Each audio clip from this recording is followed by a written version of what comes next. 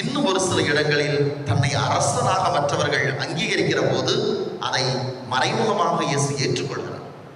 அதுதான் இன்றைக்கு நமக்கான செய்தி. அவர்களது மனநிலை, அவர்களது செயல்பாடு இயேசுவை அரசராக அவர்கள் உயர்த்துகிற போது அவர் நான் உங்களின் அரசன் என்பதை அவர் ஏற்றுக்கொள்கிறார். இன்றைக்கு நாம் அந்த மனிதர்களைப் போல இருக்கத்தான் அழைக்கப்பட்டிருக்கிறோம். முதலாவதாக, இயேசு பிறந்தவுடன் அவரை பார்ப்பதற்காக கீழ்த்திசையிலிருந்து 3 அரசர்கள் அவரை பார்க்க வருகிறார். நேரம் அவங்க யார்கிட்ட போறாங்க? ஏரோதுட்ட போறாங்க. அப்படிதானே? ஏரோதுட்ட போய் என்ன கேட்கிறாங்க? இஸ்ரேலின் அரசராக பிறந்தவர் எங்கே? அந்த கேள்வியை தான் முன்வைக்கிறான். உனக்கு தூக்கி வாரி போடுது.